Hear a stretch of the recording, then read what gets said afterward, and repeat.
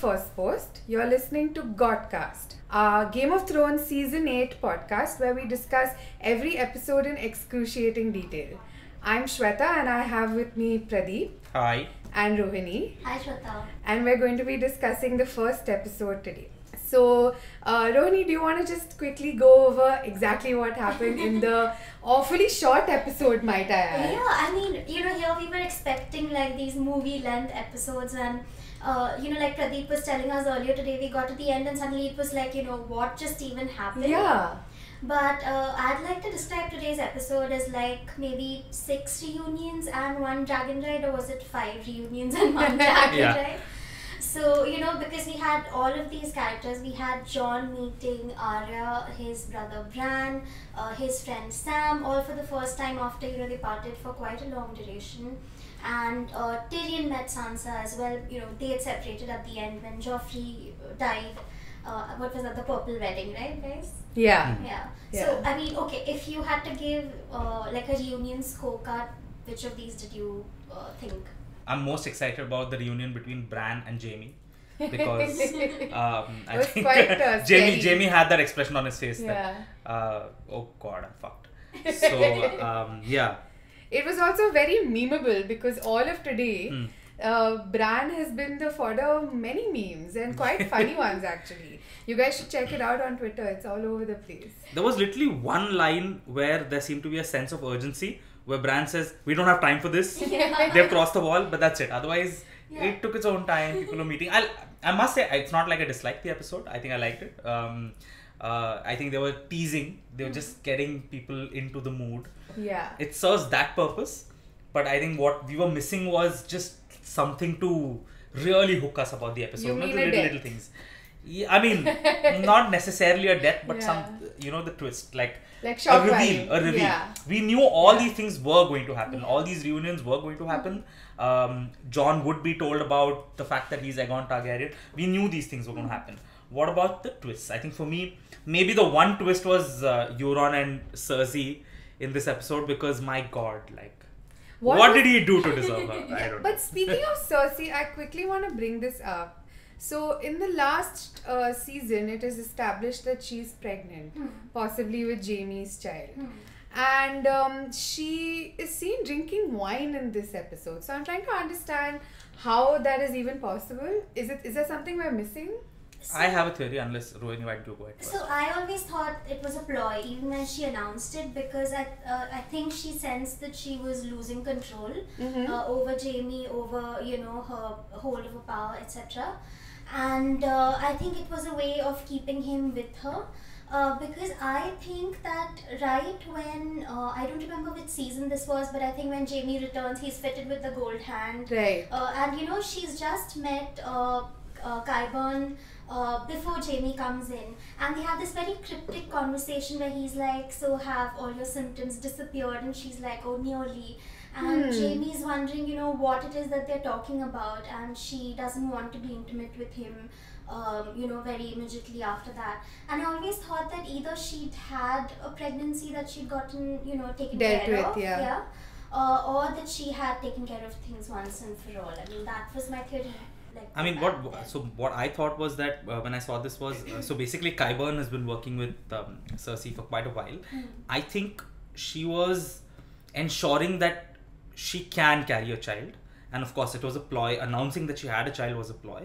I have a feeling she is desperately looking for a child, which is why Euron in this. She's like any eligible male who displays certain characteristics. So I think in this, the arrogance and the sheer assholeness of Euron is something she's like, alright, maybe he's a potential candidate as well. I think that's what she's doing. She's playing the field. Saying basically she wants a child under she wants a child under any circumstances. Okay. So any eligible male she gets on with, she's like, alright, let me see. That is like delusion on another level, because when she meets Tyrion in the last episode of season 7 and they have that meeting in the room, she has her hand on her stomach. I think that signifies the fact that she can carry. Like Qyburn is ensured now that she can hold a child, she can carry a child. Okay. Her womb has the potential to birth a child. I think that's what she is. That is her hope, and not an actual child itself, which is why she's drinking wine now and she's fucking every guy, or she intends to fuck anyone. Fucking every guy. She intends to fuck as many eligible guys as possible. Obviously, she has standards. she doesn't want another Tyrion in her womb, no, in her head. So she's looking for eligible men who can. So she's like Euron, and I don't know, she might hook up with more guys in this season. I wouldn't put it past Qyburn to come up with a test tube baby. Yes, I mean, I think I feel like that character, because see, everything about Cersei and her ecosystem is shown as evil, and the way they're depicted and treated itself is shown that way. Qyburn seems to be a gentle soul. He seems dedicated to the sciences, and that seems to be his focus. And there's no morality at play. He's got a baby face, honestly, if you think about it. An old man with a baby white face. hair. So I'm like, I think that that's one thing that she's cooking up with him.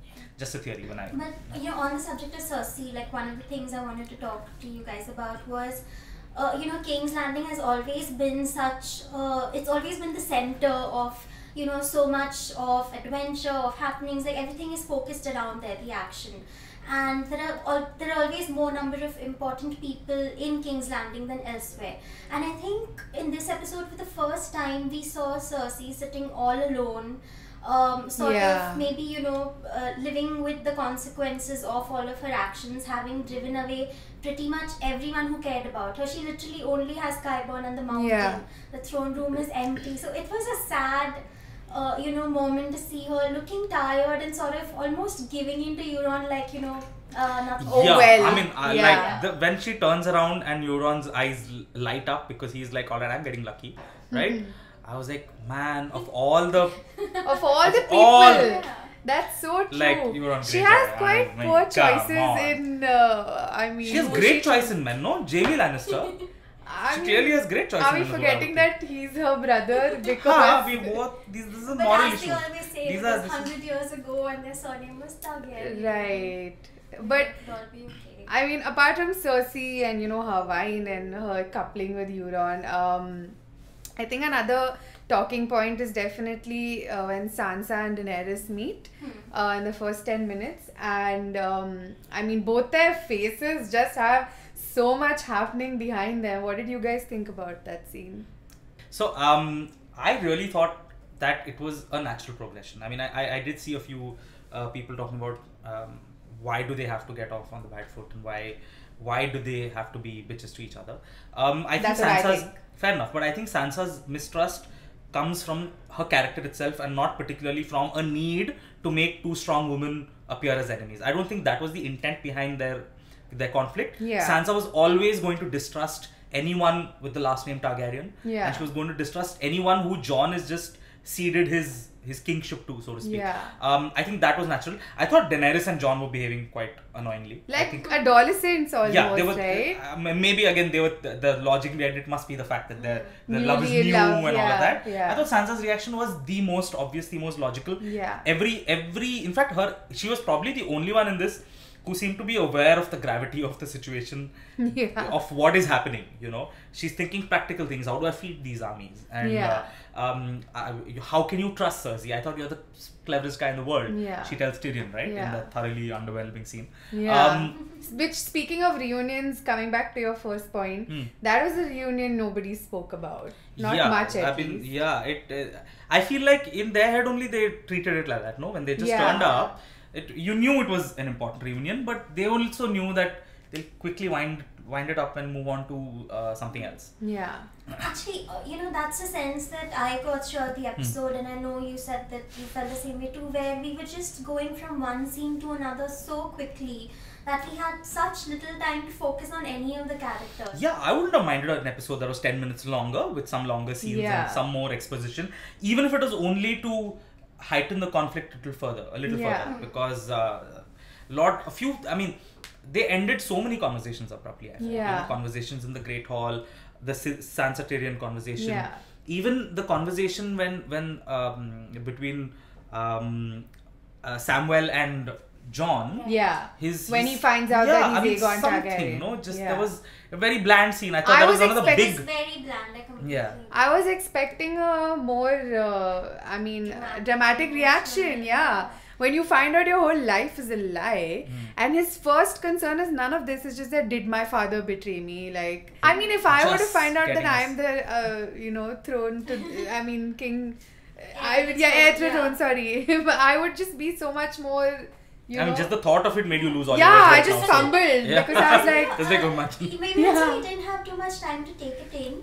But I mean, to me, the natural question would then be that, then you're in a relationship with somebody you're related to, and then how are you related to them, right? Like, so that isn't dwelt on. they didn't even bring that Yeah, up. I think I think that's probably second episode material. But maybe, They'll maybe probably it will come do up in the second next episode. episode. So the next episode I believe is as short as this one. It's about 50 Yeah. odd minutes. Yeah. It's And only then it gets 80 minutes long only from after the third one, episode. yeah. So I'm guessing that's where the But that leaves them with very little time to wrap up some pretty huge questions. yeah. Absolutely. And Shweta was just telling me earlier today that the problem with this kind of really frenetic pace and this shorter episode span is that many of the larger questions that they raised aren't going to be answered. As in, it's going to be a very who will win this battle against the Night King and who will sit on the Iron Throne kind of Ending. conclusion. Whereas Game of Thrones, like at least initially, has really prided itself on having all these meditations about power and what people are like, and I think they're going to lose out on a lot of that. Like just so many questions that popped up through the 7 seasons I don't think is going to be answered, or at least I don't think they'll be able to answer it in 4 90-minute or 5 now 90-minute episodes. But anyway, let's reel back into Jon and Dany for a moment. And Rohini wrote a really good review of the first episode earlier today, which is up on the Firstpost website. And in it, she called their little meeting, secluded meeting, a Disneyfied version. Rohini, you want to elaborate on this? I mean, so I'm a Ghost supporter, and maybe that's why I was like, you have a direwolf, pay attention to the direwolf. Yeah. It's like they're trying to erase his dark identity entirely by taking away the direwolf and now, giving him this A dragon, yeah. Yeah, and I just thought it was so much How to Train a Dragon, right? It's like this fun thing, I'm going to get onto the dragon. Yeah. And all this while we've been told that these dragons are ferocious creatures, and I'm sure they have a playful side. I'm sure they love, the riders who they form a bond with. Sure. But throughout, even with Daenerys, we've seen that she cannot cross a line with them. Yeah. They snap back. But this is suddenly like these Happy family. Yeah, happy family, cuddly toys. Yeah. Let's go. They're like witnesses to our love. Yeah. And Drogon is being all like, you keep this PG-13. So yeah, I found that a bit. Maybe that last look that Drogon gives Jon is probably a little bit like, okay, they were trying to be like, okay, they are dragons after all, and they're not like one magic puppet. But yeah. I have a thought Yes. that I'd like to add to, which is a question that I want to put to both of you, and it's something I've been thinking about throughout today. Okay, if do you think Cersei is going to go the Mad King way, or do you think Daenerys is going to go the Mad King way? So I've always felt before the end of season 7, I thought Daenerys is going to go the Mad King way. I think she's going to lose her mind and lose her shit, and it's going to be. I had this theory for the longest time. Then the note at which they ended season 7 made me rethink. Maybe not, but I think it's still possible. I think Daenerys is going to go the Mad King way. I think Cersei, for all her all her adventures or misadventures through all these seasons, I think she's a Lannister. Yeah. She thinks like Tywin Lannister. She's always thought like Tywin Lannister. She pays in advance before getting stuff done. Look, so that's an administrator. That's a solid administrator. Yeah. Daenerys, on the other hand, is not an administrator. She's a ruler. Hot-headed. Of course, she wants to change the world and all of that.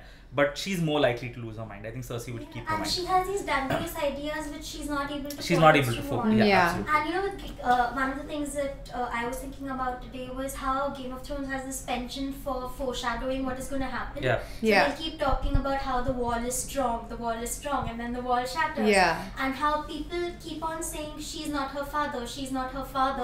But She maybe she turned out to be is. her father. Yeah. She Yeah, but lose maybe her she shit. is. I don't think I can't see her reacting favorably to the news that Jon has a better claim over the throne than she does. And Sam's Absolutely. question today to Jon comes in here. Yeah. You gave up your crown for your people. Would she do the same thing. I want to just ask you guys, what are your predictions for the next few episodes? I feel this exact thing we spoke about where we think that Daenerys is going to lose her mind. I think this is going to be triggered by Tyrion betraying them. And I've had this feeling ever since the last few scenes of the last episode of season 7, when Jon and Dany are getting it on, and outside in the room, Tyrion kind of figures out what's happening, and then he's walking back. I have a feeling he feels like he has nothing left to fight for. And that could be maybe because he's romantically interested in Daenerys, or maybe he just feels like a distracted queen isn't like a worthy queen or whatever, we don't know. But I feel like he's going to betray Daenerys and he's going to side with Cersei or the Lannisters, and it's going to piss her off and it's going to spark a chain reaction. That's my prediction. I've had this suspicion about Tyrion since the beginning. I've always felt that for him, the Lannister validation was a big facet of his life. It's something he always worked towards, and he never got it. And I feel like he's probably got a clearer head than a lot of other characters. His character seems to have, but wouldn't put it past him to eventually, push comes to shove, pick the Lannisters over the Targaryen. Particularly if, as we discussed, the previous point we were discussing, if Dany loses her mind and she ceases to be unlike her father and becomes like her father, then there's every reason for Tyrion to turn around and not be with her. And that look Bran was giving him today, like, I know everything is going on in your head. Yeah. Bran is on another... I mean, he does. Bran is on his own trip. So he is. Good luck to you. So, great. Any last thoughts, guys? Predictions? What do you think is going to happen in the next predictions. I think, speaking of predictions, as I said, I think Tyrion might switch sides. I think Cersei is not yet pregnant, looking to get pregnant, because she wants the child, which will complete her or whatever. Almost sounds like an ad. I think Arya is going to die. Oh God, no! I have a very bad feeling about this too. I think that she's going to die an honorable and glorious death, but the kind of death movie characters like to die. But I think she will be losing her place. What was that weapon? That was my most. They didn't let us see it too well. It was broomstick shaped actually, and it seemed detachable because there seemed to be some arrow. So I think she's got plans. Yeah. She's and a fighter. she may lose her life in. She's going to take out someone very important. Yeah. I think she's going to go in the process. Yeah, it's possible. Rohini, what about you? So I'm just looking forward to what happens when Jamie, like they showed in the preview, what happens when Jamie will meet Daenerys, and what Bran is going to say, if Bran is going to say anything at all. And I also want to see how Jon's whole paternity reveal is going to play out. Yeah. Because I think this episode didn't even begin to scratch the surface. Absolutely, yeah. Yeah, and I want to see all the characters we didn't see this episode, like Brienne, yes. I want to see her. I want to see more of Jorah and all of these other characters. Yeah. So interesting. Varys had just a couple of. I don't want to see the Greyjoys. I'm kind of done with them, honestly. They're very underwhelming track, I must say. Fine. Yeah, but the whole thing. Fine, Euron Greyjoy. I mean, like, I hope Cersei chews him up and spits him out. Of all the side tracks, this is the one that got the most prominence this episode, and I found that a bit underwhelming. But that's just how did Theon Greyjoy and his team even manage to infiltrate the ship? There's just without no time any explanation or explain any context, and suddenly he's in there. Next thing, they have 3 ships and they're sailing towards the Iron Islands. See, this is what happened when you force fit something. What is all I must say? I was very happy with that. Yara's line. What is dead may never die. Yeah, but kill the bastards anyway. I mean, the dialogues were pretty splendid. The first spoken line in this was Gyan between Tyrion and Varys. Varys asks him, "You don't like dwarf jokes, but why are you making eunuch jokes?" And he's like, "Because I have balls." So essentially, that's the basis of any form of oppression. Yeah. I oppress you because you don't have what I have. That's it. I mean, I felt a couple of Gyan wale moments were there, but in terms of story, the meat of it, I think they were like, people are going to be excited. They're going to tune in at XX time. Let's give them something to watch. Yeah. Right? I think that was the agenda behind this episode. Alright, so the last thing I want to touch upon before we end is the title sequence, which was different this time. You guys have any thoughts on it? Well, I like that it's completely discarded everything from the past and we're looking ahead. I have a feeling it's going to be different for every episode in this season. Basically, in the first one, in this one, we saw the wall is broken and the last hearth is sort of also the ice touches it, so to speak. The long dark night touches it. That's what happens in the episode. I think going forward, we will see that progress and go till Winterfell and all of that. So that's what I think. And I think it also goes into the Winterfell crypts. So I think something is going to happen there. Yeah, I mean, because we've been seeing right from season 1 that there were all these indications that there is definitely something there. Yeah. Bran sees those dreams of a three-eyed raven who flies into it. Jon dreams of being in the crypts. So, but what is in there? I mean, I don't know. We'll find out this season, find I out. guess. Great. So that brings us to the end of the first ever GoTCast. This is going to be a weekly series, guys. So do send us your comments or predictions and we'll try to add them in our next episode.